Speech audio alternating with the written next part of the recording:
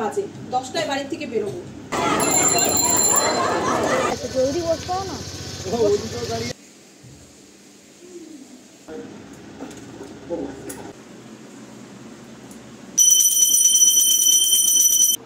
কথা বলা শুরু মানে তোর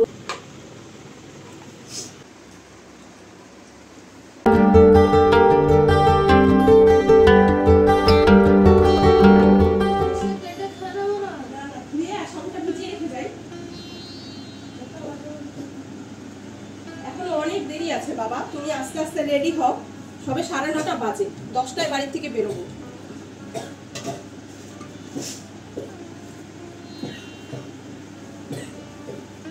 নমস্কার সবাইকে, আমি হাজির হয়ে গেছি আমার একগুচ্ছ স্বপ্ন পূরণের স্বপ্ন নিয়ে তোমাদের সামনে। তোমরা সবাই কেমন আছো? আশা করছি ভালো আছো, আমরাও কিন্তু খুব ভালো আছি। আজকে হচ্ছে মঙ্গলবার আর এখন ঘড়িতে ওই 9:30 মতো বাজে। তো ভিডিওটা এখন থেকেই শুরু করছি, তোমরা দেখো, আশা করছি তোমাদের ভালো লাগবে। সকালবেলা ঘুম থেকে উঠেছি, তখন ঘড়িতে বাজে 6:30। উঠে ফ্রেশ হয়ে ঘরবাড়ি পরিষ্কার করে মুছে তারপরে কিন্তু স্নান করে নিয়েছি। আর আজকে কিন্তু সকালবেলা রান্নাঘরে একদমই যাইনি, কারণ আজকে রান্না বান্না কিছু নেই। আজকেও সোনার পরীক্ষা আছে, আজকে ভূগোল পরীক্ষা, ওকে নিয়ে স্কুলে যাব। তার আগে ভাবলাম যে কিছুটা কাজ এগিয়ে রেখে যাই। আর আজকে কিন্তু রান্না বান্না নেই, সেই জন্য কিন্তু রান্নাঘরে আজকে আর যাইনি।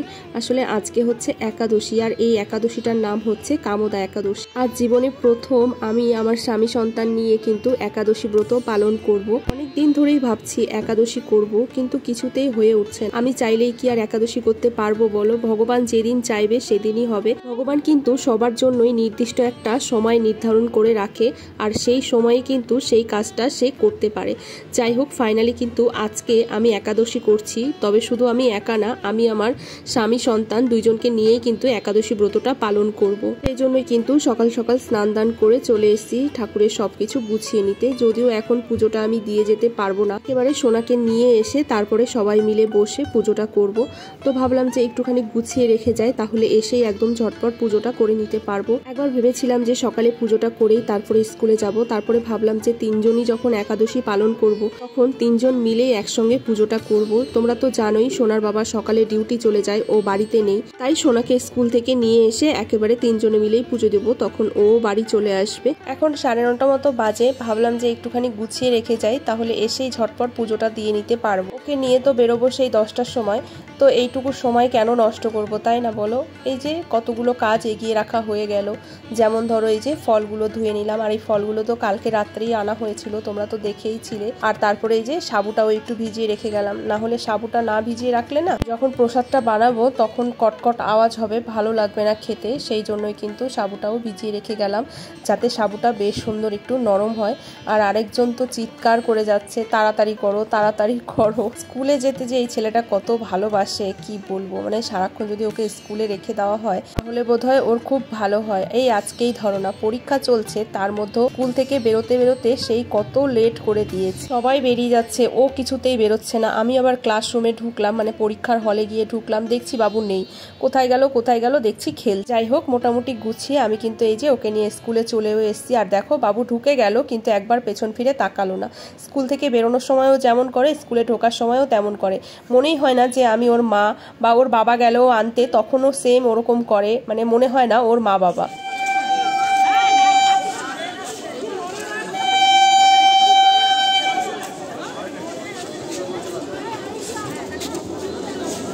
পরীক্ষা দিয়ে এই যে আমরা এখন কিন্তু চলে এসেছি স্টেশনে। আর আমি তো জানোই বসে থাকি পরীক্ষার সময়গুলোতে। তারপরে কিন্তু আমাদের ট্রেনও ঢুকে গেছে, আর সোনা লেট করেছে। ওই যে তখন বললাম আজকে কিছুতে স্কুল থেকে বেরোচ্ছে না, আমি তো গেটের মুখে দাঁড়িয়ে রয়েছি। তারপরে যখন বেরোচ্ছে না, সব ফাঁকা হয়ে গেছে, আমি ক্লাসরুমে গেছি, মানে পরীক্ষার হলে, সেখানে গিয়েও দেখি নেই।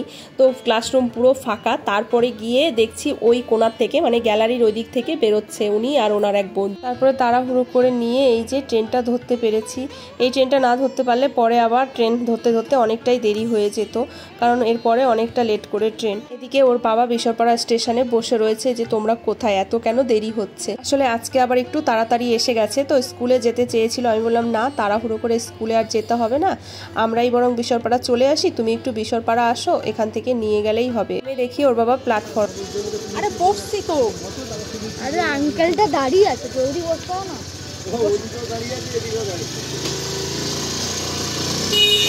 রাস্তাঘাটে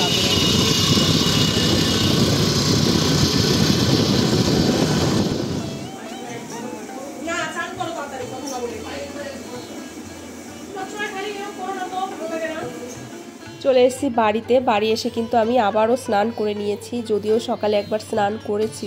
একবার কোথায়, সকালবেলা দুবার করেই ধরতে গেলে স্নান হয়ে যায়। সকালে একবার ওই যে ফ্রেশ হই, তারপরে কিন্তু সমস্ত বাসি কাজ সেরে আবার কিন্তু আমি স্নান করি। তো স্কুল থেকে এসে এই যে আবার একটু মাথায় শ্যাম্পু করলাম, তারপরে কিন্তু একটা শাড়ি পরে নিয়েছি, দেখতে পাচ্ছ।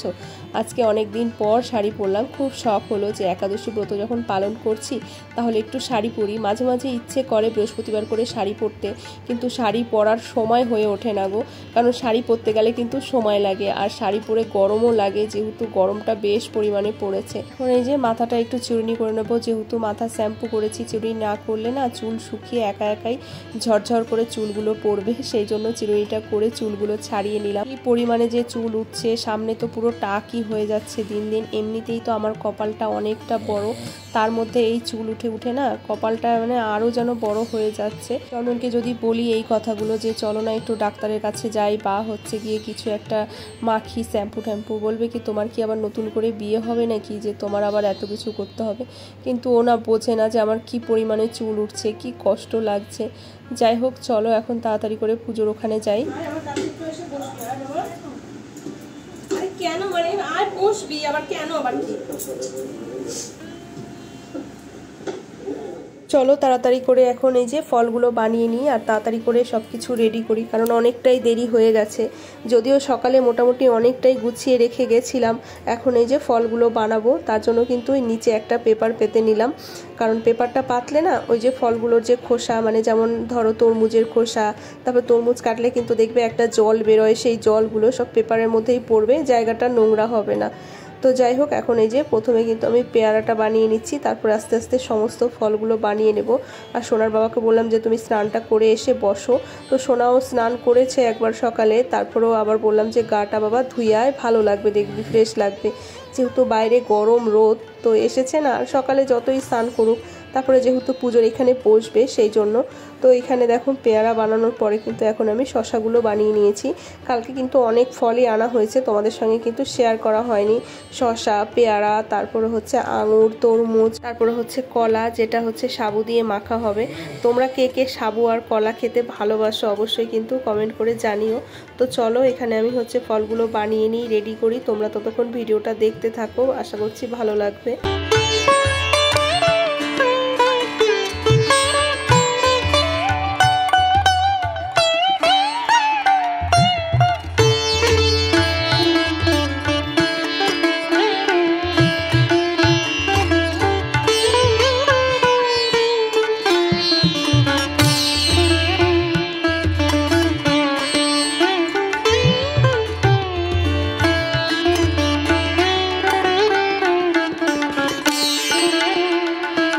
দেখতেই পেলে তরমুজটা কাটতে গিয়ে অবস্থা খারাপ হয়ে গেছিলো। আসলে ফল কাটা বটি তো, বটিটা খুব একটা বড় না, একদমই ছোট। ওই টুকটাক ফল কাটার জন্য ঠিক আছে, কিন্তু তরমুজ কাটার জন্য খুবই অসুবিধা হয়ে যাচ্ছিল, কারণ তরমুজটার ওজন হচ্ছে 3.5 কিলো, বুঝতে পারছো, বেশ বড় কিন্তু তরমুজটা। তো মাঝখান থেকে ওই ভাগ করতে একটু অসুবিধা হচ্ছিল, তারপরে কিন্তু বেশ সুন্দরভাবে হচ্ছে মানে বানানো যাচ্ছে। তো এখানে এই যে এখন আমি কলাটাকে ছুলে নিচ্ছি, যেটা হচ্ছে সাবু দিয়ে মাখা হবে। যদিও এখন মাখবো না, একদম পুজো টুজো হয়ে যাওয়ার পরে যখন প্রসাদ আমরা খাবো তখনই আর কি মানে সাবুটা মেখে নেব, এমনি এখন একটু সাজিয়ে দেব। জানো তো জীবনে প্রথম আমি এই যে একাদশী ব্রত পালন করছি, তো সেই জন্যই কিন্তু আমার অনেক ভুল ত্রুটি হতে পারে, তোমরা কিন্তু ক্ষমা করে দিও। আমি ভগবানের কাছে একই প্রার্থনা করছি যে ভগবান আমার যদি কোনো ভুল হয়ে থাকে তুমি কিন্তু আমাকে ক্ষমা করে দিও, কারণ আমি প্রথমবার, আমি সেভাবে কিছু জানি না, বুঝি না, আমি আমার মতো করে একাদশী ব্রত পালন করছি।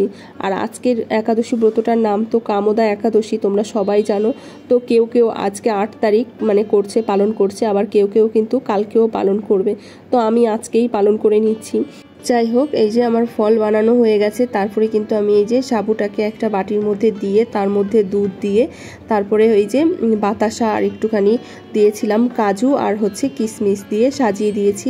তারপরে কিন্তু এই সব প্রসাদের ওপরে আমি হচ্ছে তুলসী পাতা দিয়ে নেব প্রত্যেকটা মানে প্রসাদের মধ্যে।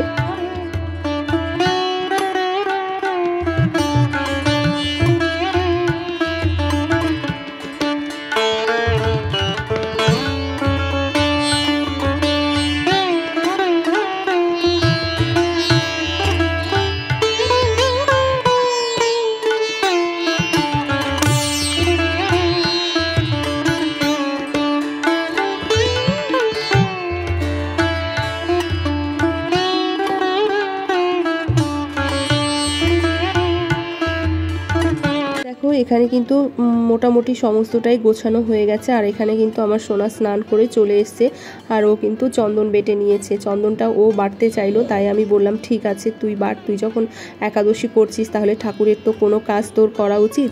ও কিন্তু খুব সুন্দরভাবে চন্দনটাকে বেটে তুলসী পাতায় দিয়ে সব ঠাকুরের চরণে কিন্তু দিচ্ছে। খুব ভালো লাগছে আমার, জানো তো।